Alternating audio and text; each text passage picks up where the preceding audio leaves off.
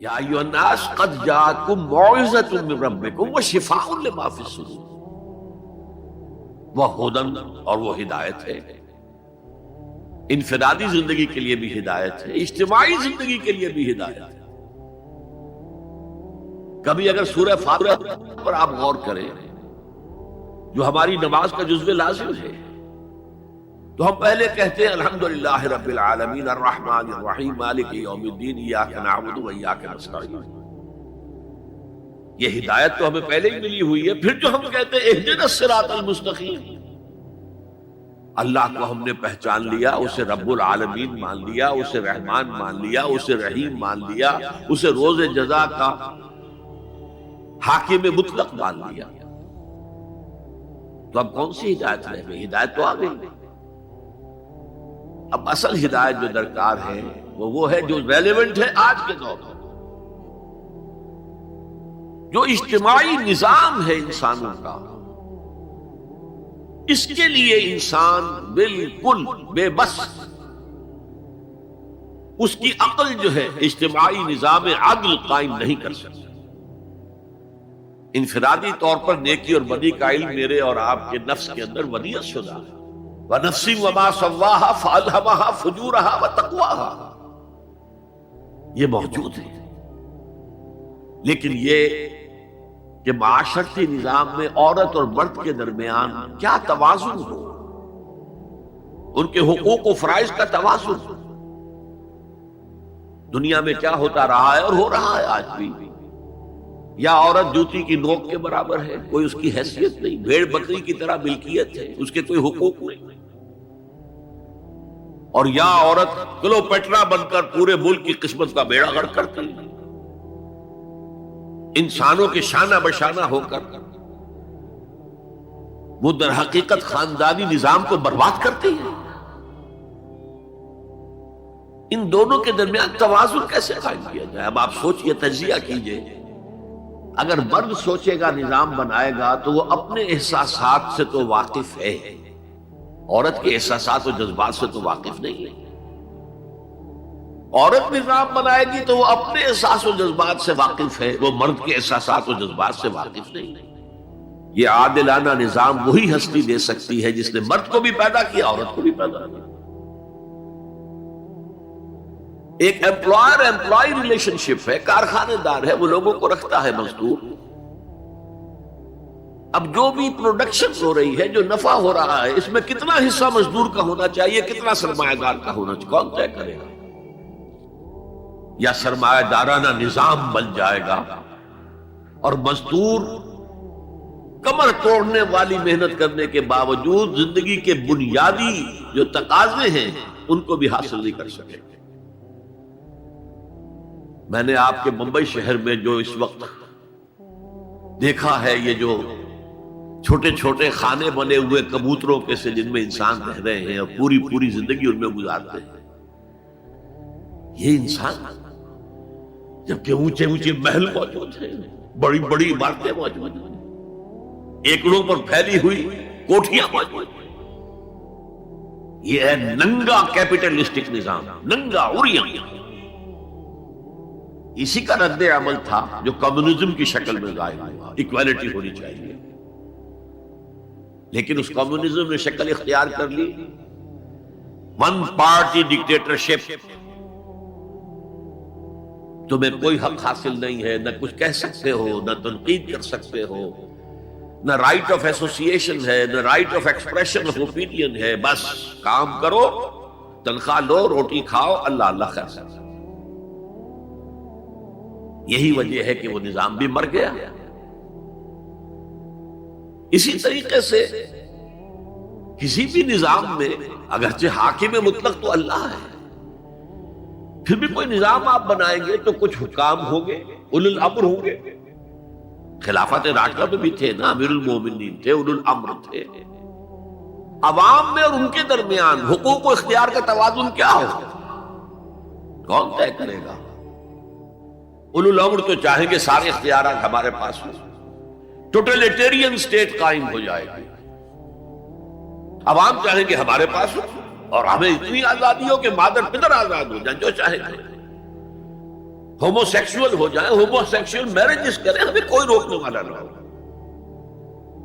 تو میں نے آپ کو بتایا اجتماعی نظام کے یہ 3 گوشے ہیں: معاشرتی نظام، معاشی نظام، سیاسی نظام۔ آج کے انسان کی اصل ضرورت ہے، اس لیے کہ اس طرح کا ہمہ گیر نظام اس سے پہلے تھا ہی نہیں، لوگوں کو آزادیاں تھیں۔ آج آپ کا پورا تعلیمی نظام بھی اسی نظام کے تحت ہے۔ آپ کہاں لے جائیں گے اپنے بچوں کو؟ آپ ان کے حوالے کر کے اپنے ہاتھ دھو لیتے ہیں۔ You wash your hands of your children. وہ نظام جو چاہے گا بنا دے گا ان کو۔ گلا تو گھونٹ دیا اہل مدرسہ نے تیرا، کہاں سے آئے صدا لا الہ الا اللہ؟ کیا کریں گے؟ انہیں کہیں کسی تہخانے میں تو بند نہیں کر سکتے۔ آپ اپنے گھر میں ٹیلی ویژن نہیں لائیں گے، وہ جا کر دکان پہ دیکھیں گے۔ جب تک نظام درست نہ ہو، اور نظام کی ہدایت ہے جو قرآن نے دی ہے اصل، ورنہ اخلاقیات کا معاملہ میں آپ سے عرض کر دوں کہ یہ تو نوع انسانی کی مشترک میراث ہے۔ سچ بولنا اچھا ہے، جھوٹ بولنا برا ہے، کون نہیں جانتا؟ کیا ہندو نہیں جانتا؟ کیا بدھ مت کا پیرو نہیں جانتا؟ نہ کرنا اچھا ہے، وعدہ خلافی بری ہے، کون نہیں جانتا؟ عیسائی نہیں جانتا، یہودی نہیں جانتا، سب جانتا۔ بیسک ہیومن مورالٹی تو ہمارے اندر ہے، جیسا کہ میں نے آیت آپ کو سنائی، وَنَفْسٍ وَمَا سَوَّاهَا فَأَلْهَمَهَا فُجُورَهَا وَتَقْوَاهَا۔ انسان کا نفس جو اللہ نے پوری طرح تیار کر دیا، نوک پلک سوار دی، اور اس میں نیکی اور بدی کی تمیز ودیت کر دی۔ لہذا اصل ہدایت ہے آج جس کی ضرورت ہے وہ اجتماعی نظام۔ 2 منٹ اور لے لوں آپ کے۔ 300 سال سے انسان اسی اجتماعی عدل کی تلاش میں ادھر سے ادھر ٹھوکریں کھا رہا ہے۔ کوئی 250 برس سے زیادہ ہو گئے ہیں۔ فرانس میں انقلاب آیا، کیوں آیا؟ یہ بادشاہت، یہ بادشاہت، بادشاہ کون ہے؟ وہ بھی انسان ہے، ہم بھی انسان ہیں۔ اسے کیا حق ہے کہ وہ حکومت کرے؟ لہذا انقلاب آیا، سخت خونی انقلاب آیا، لوگوں نے چاہا کہ عدل ہو، لہذا فرینچ ریولوشن آیا۔ لیکن چونکہ وہ ریولوشن یک طرفہ تھا، صرف سیاسی نظام بدلا، معاشی نظام نہیں بدلا، سود موجود رہا، لہذا اس کے بعد کیپٹلزم کی لعنت مسلط ہو گئی۔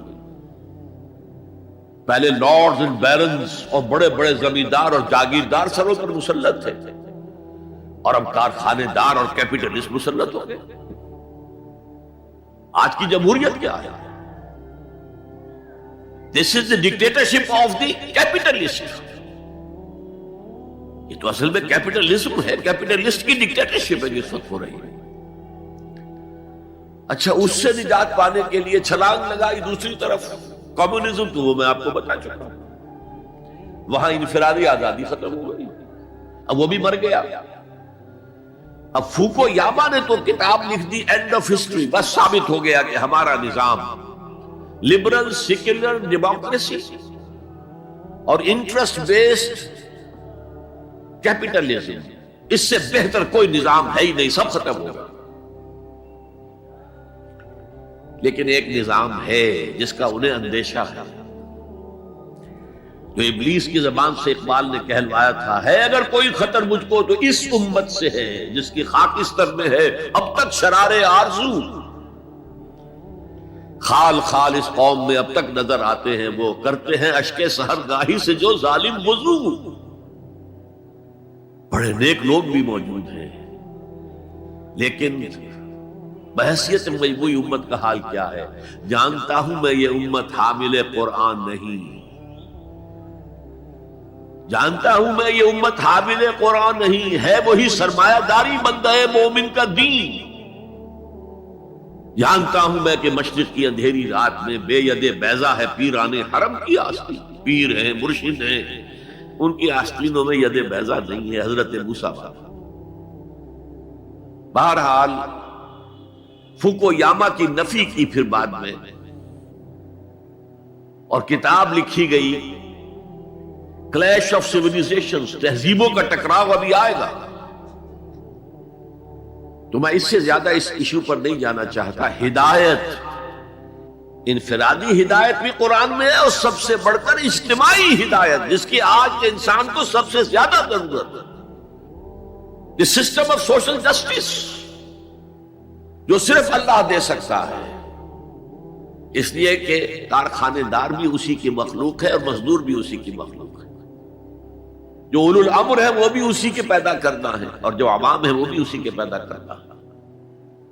مرد بھی اسی کا پیدا کرنا ہے، عورت بھی اس کی پیدا کرنا ہے. جیسے ایک حدیث میں آتا ہے الخلق عیال اللہ، تمام مخلوق اللہ کے کلبے کے مالک.